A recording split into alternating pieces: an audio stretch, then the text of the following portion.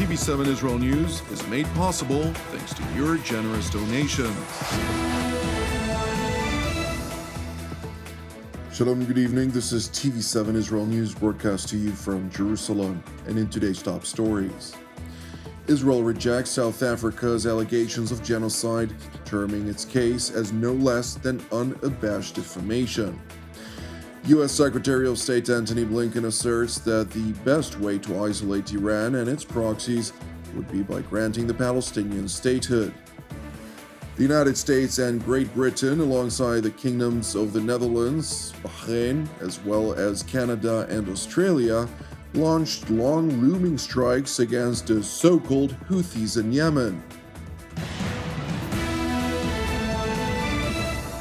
Israel rejects South Africa's baseless accusations against it, referring to its case in support of Hamas, alleging that Israel is committing genocide in Gaza, as unabashed defamation. The applicant has now sought to invoke this term in the context of Israel's conduct in a war it did not start and did not want. A war in which Israel is defending itself against Hamas, Palestinian Islamic Jihad, and other terrorist organizations whose brutality knows no bounds. The applicant has regrettably put before the court a profoundly distorted factual and legal picture. The entirety of its case hinges on a deliberately curated, decontextualized, and manipulative description of the reality of current hostilities. South Africa purports to come to this court in the lofty position of a guardian of the interest of humanity. But in delegitimizing Israel's 75-year existence in its opening presentation yesterday, that broad commitment to humanity rang hollow. And in its sweeping counterfactual description of the Israeli-Palestinian conflict, it seemed to erase both Jewish history and any Palestinian agency or responsibility. As the International Court of Justice, or ICJ, heard the second hearing of two in South Africa's case against Israel over allegations of genocide, Israel deplored the South African government's cynical use of the ICJ and urged the extended panel of judges to dismiss the case. Astonishingly, the court has been requested to indicate a provisional measure calling on Israel to suspend its military operations. But this amounts to an attempt to deny Israel its ability to meet its obligations to the defense of its citizens, to the hostages, and to over 110,000 internally displaced Israelis unable to safely return to their homes. It is respectfully submitted that the application and request should be dismissed for what they are: a libel designed to deny Israel the right to defend itself according to the law from the unprecedented terrorist onslaught it continues to face, and to free the 136 hostages Hamas still holds. Meanwhile, in Jerusalem, Israeli Prime Minister Benjamin Netanyahu voiced outrage over the South African government's hypocrisy. We are fighting terrorists, and we are fighting lies. Today, again, we saw an upside-down world in which the State of Israel is accused of genocide at a time when it is fighting genocide. Israel is fighting against murderous terrorists who committed horrific crimes against humanity. They slaughtered, they raped, they burned, they dismembered, they beheaded children, women, the elderly, young men, and young women. A terrorist organization carried out the worst crime against the Jewish people since the Holocaust, and now someone comes to defend it in the name of the Holocaust? What brazen gall!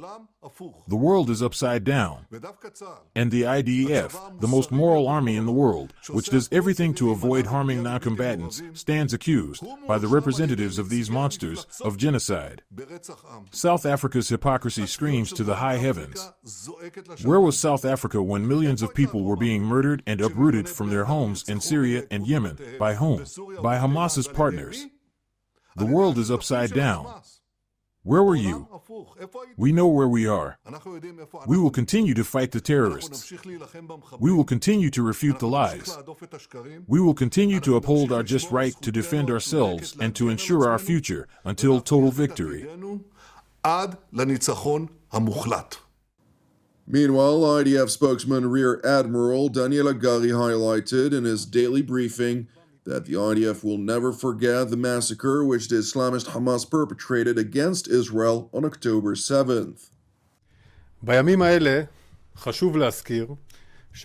During these days, it is important to remember that we are fighting a just war like no other.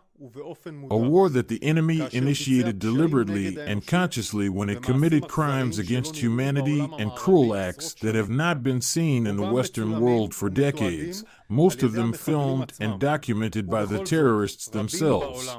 And yet, many in the world try to ignore those atrocities as if they did not happen. No, it happened, and we remember and will not forget and also will not allow the world to forget. In Gaza, 136 hostages, male and female, are still held in harsh conditions without medical treatment. We will never forget the Hamas massacre of October 7th. We will never let the world forget the Hamas massacre of October 7th. We will never let the world forget the hostages being held by Hamas since October 7th. Never again is our call to action because never again is now. Because never again is now. Admiral Hagari also provided for a brief update on the latest developments in the fight against Iran's proxies in both the Gaza Strip and Lebanon. אנחנו ממשיכים במלחמה. We are continuing the war. In Gaza, operations are currently underway in various models. For divisions focused in the central and southern parts of the Gaza Strip continue to operate. In the north of the country, we attacked Hezbollah military infrastructure in Lebanese territory and targeted the shooting sources from which rockets were fired into Israeli territory. We continue to erode Hezbollah's capabilities, the capabilities which Hezbollah built along our border. We prove this with actions. Our role is to create a security situation that will bring about security to the residents of the north. Meanwhile, in Lebanon, U.S. Special Envoy Amos Hochstein met with the Lebanese caretaker Prime Minister Najib Mikati and caretaker Foreign Minister Abdallah Abu Habib in Beirut, after which he stressed that the United States will continue to work tirelessly to attempt reaching a diplomatic solution that would avert a full-scale conflagration between Israel and the Iranian proxy Hezbollah. I think you've all heard what the government in Israel has said, which is that there is a narrow window, but that they prefer a diplomatic solution. I think that is the case. We're living in a crisis moment where we would like to see a diplomatic solution, and I believe that both sides our preferred diplomatic solution. Is our job to get one.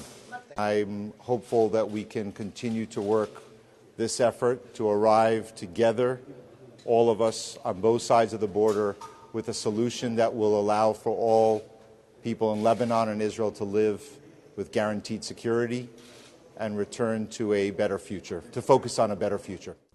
Turning to Egypt, where U.S. Secretary of State Antony Blinken concluded his regional trip with a final meeting with Egyptian President Abdel Fattah al-Sisi in Cairo. Upon arrival in the country, the U.S. Secretary of State voiced his conviction that the single best way to isolate the Islamic Republic of Iran and its proxies around the region would be to grant the Palestinians statehood. If you pursue the first path, if you build that integration, if you bring Israel in, if you make the necessary commitments to security, and you move down the path to a Palestinian state, that's the single best way to isolate, to marginalize Iran and the proxies that are making so much trouble for us and for pretty much everyone else in the region. And I think that vision is very clear to many of the leaders that we talk to in the region. Turning to Yemen, where the Iranian proxy Ansar Allah, which is dominated by the Houthi tribe, failed to heed Western warnings over their continued attacks against maritime shipping and the strategic Strait of Bab el-Mandeb in the Red Sea. Over the past week, Great Britain and the United States relayed repeated warnings to the so-called Houthis over their repeated attacks. Nevertheless, instead of heeding those repeated warnings, the leader of the Houthi tribe released a televised statement in which he warned London and Washington against targeting Ansar Allah in Yemen, while pledging to persist with attacks against vessels transiting the Red Sea. We will not hesitate, God willing, to do everything we can, and we will confront the American aggression. Any American aggression will never remain without a response. And the response will not only be at the level of the recent operation that targeted Americans at sea with more than 24 drones and several missiles. The response will be greater than that, and more than that, and with that, we are more determined to continue and target ships linked to Israel, and we will not back down from that. And our position stems from our faith. The Americans should know what that means. In the face of the Iranian proxies' defiance, the U.S.-led coalition mounted a wide-scale attack against over 60 Houthi targets in 16 separate locations, causing extensive damage to Ansar Allah's military infrastructure. Well, over the last month, we've seen a significant increase in the number of Houthi attacks on commercial shipping in the Red Sea. That's putting innocent lives at risk. It's disrupting the global economy, and it's also destabilizing the region. And in that time, we've also seen the single biggest attack on a Navy warship, a British Navy warship, that we've seen in decades. Now, it's clear that that type of behavior can't carry on. That's why we joined with allies in issuing very public condemnation of this behavior, and it's why I made the decision with allies to take what I believe to be necessary, proportionate and targeted action against military targets to degrade and disrupt Houthi capability. We won't hesitate to protect lives and ensure the safety of commercial shipping. Following the strike, Ansar Allah's spokesman released a film statement pledging to retaliate against the US and the UK, while in tandem reiterating the terror group's intention to persist with their attacks against vessels transiting the Red and Arabian Seas. The American and British enemies bear full responsibility for their criminal aggression against our Yemeni people. It will not go unpunished or unanswered.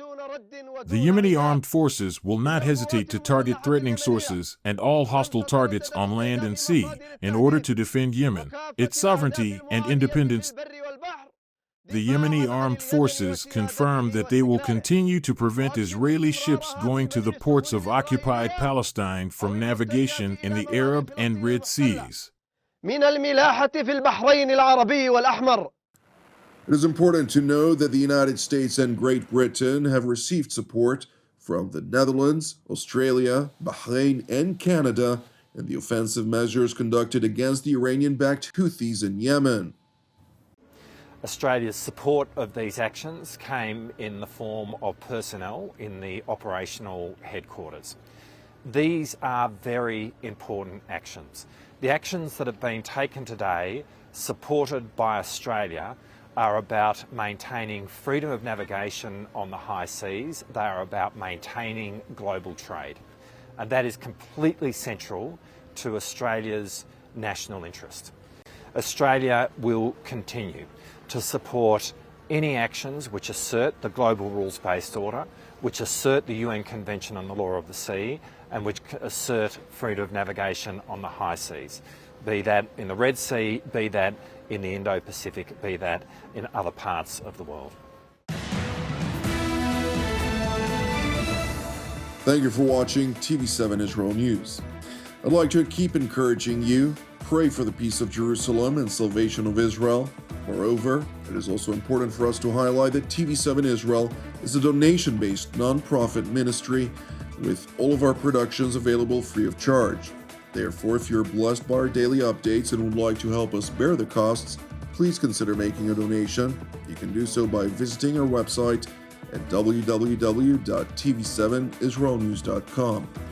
I'm Jonathan Hassan, wishing you a Shabbat Shalom U'Mevorach, and God willing, We will see you during our upcoming TV7 Israel updates. Until then, shalom from Jerusalem.